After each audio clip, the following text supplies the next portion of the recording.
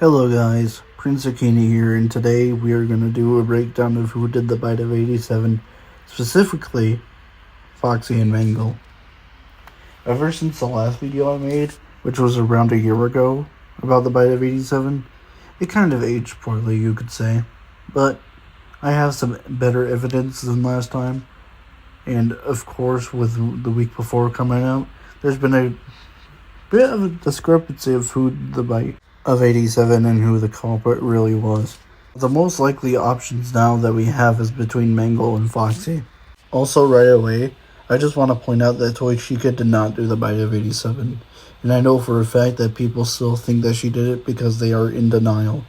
You Toy Chica Sims can't literally accept the fact that she did not do the bite of 87, and y'all are simping for her, which is why you think she did it, and why you guys are in denial about it.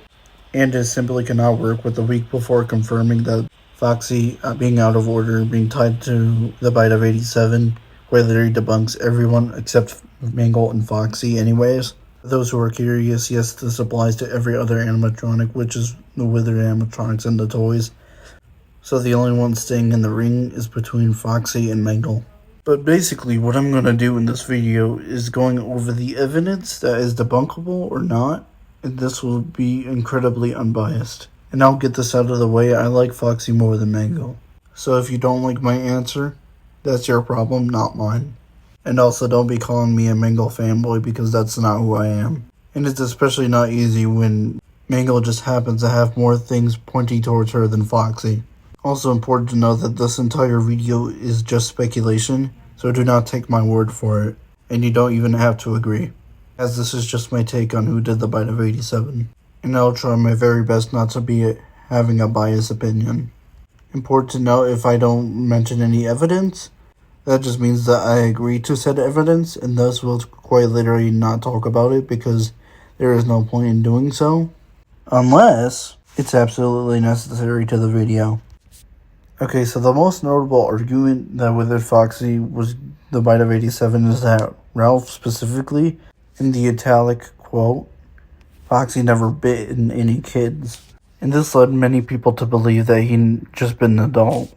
While I do see the fact that the week before is heavily hinting that Foxy did the bite of 87, I just feel like a mystery that hasn't been solved for over a decade at this point should not be as direct as the book is making it out to be. It just feels like one of those situations where it's just pointing us in the wrong direction of who the culprit of the bite of 87 really is. It would be quite literally too obvious if it was just directly stated to be Foxy. And a direct confirmation wouldn't be nearly as satisfying anyways. And this is all ignoring the few problems I have with Foxy doing the bite of 87. One of them being is that people forget that Phone Guy outright says in FNAF 1 that it was a daytime animatronic that did the bite of 87. And obviously, since the wizards are meant to be stored away, they couldn't be nearly as counted as an active animatronic. Also, this very key event is what prevented any animatronics from walking in during the day, which is something the wizards should not be programmed to do. So it wouldn't make sense for the animatronics to no longer roam across the building if it was an animatronic that was supposed to be deactivated during the bite of 87. So why take away the privilege of the animatronics to walk if it just wasn't even activated for the wizards to begin with? And this was a public event, so it's not like it happened in parts and service. Another issue is that the bite of 83 specifically put Fredbear out of commission, while Foxy just has his own Pirate's Cove in the FNAF 1 building. Now, if Foxy did the bite of 87, why does he have his cove in a publicly seen area? Whereas Golden Freddy, who did the bite of 83, is just decommissioned from the franchise entirely. It just doesn't make sense at all.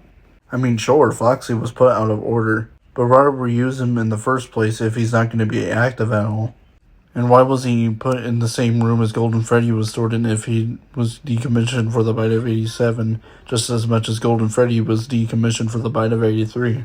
Also, as much as it would be cool, knowing Foxy specifically did the bite of 87, it just doesn't add up given that he is still being seen in the public eye of the restaurant, specifically in an area full of children, also known as the dining area, where every single customer is at anyways. While Fredbear is just barely rememberable, as implied in FNAF 2, where Phone Guy can't even remember the dining restaurant that he was from, which leads me to believe that Foxy himself specifically didn't do the bite of 87, but specifically another version of Foxy, aka, in this case, the Mangle. Now, before any of you start saying that there was no implication outside Foxy that did the bite of 87 the week before, Mangle is quite literally a version of Foxy.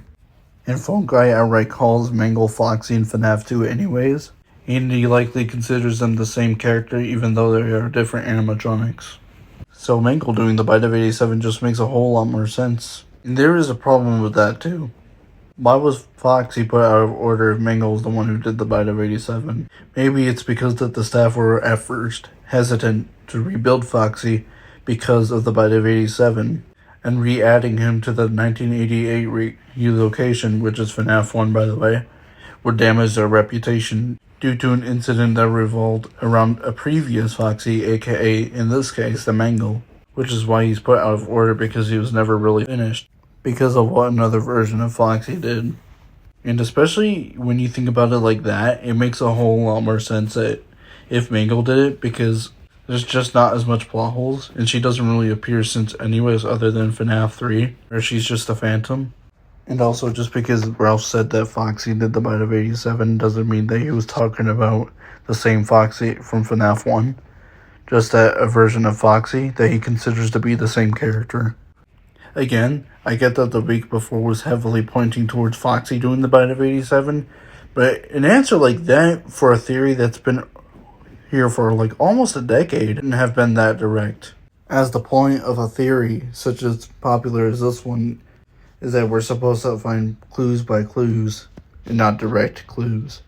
An example of this is basically when Fredbear did the bite of 83, most people is calling it the bite of 87. And this was all because that a child's head was crushed by an animatronic mouse, so that must have been the bite of 87. However, we learned that is not true, and this is quite literally a very similar scenario here. Foxy doing the bite of 87, as much as it would be cool, would just cause some plot holes to happen. Whereas Mangle doing the bite of 87 causes little to no plot holes at all. Also, just because the week before it was heavily pointing towards Foxy, this quite literally doesn't mean anything, as a theory such as big as who did the bite of 87 shouldn't be taken with direct things when there's quite literally better arguments when they are still there. One being Ralph calling out Foxy because he did the bite of 87, even though he considers Mangle to be the same exact character.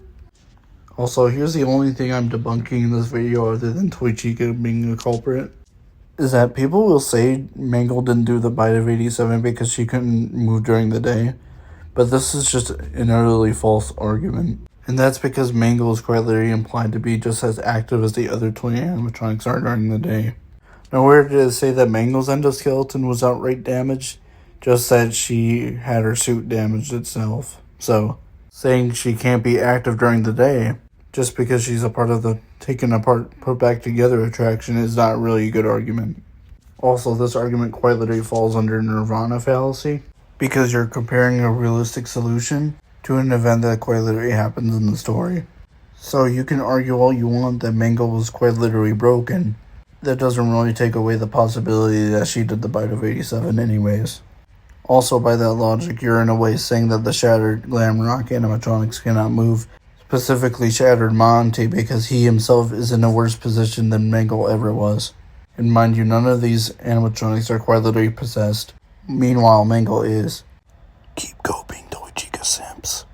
Also, the flashlight argument doesn't really work as well because the very same thing happened to Bonnie in the week before. And I already explained why it couldn't be anyone other than Foxy and Mangle. And this is ignoring the fact that the flashlight works on anyone in FNAF 2 to begin with. Anyways, that's just my opinion. I'm really interested in hearing your guys' thoughts on my video. And I want to see your counter arguments as to why Foxy did the bite of 87 too. I just think that Mangle did the bite of 87, and that's just my opinion. I just want to hear yours in the comment section below the video. And yeah, I hope to see you guys next time. Sayonara, Saiyans.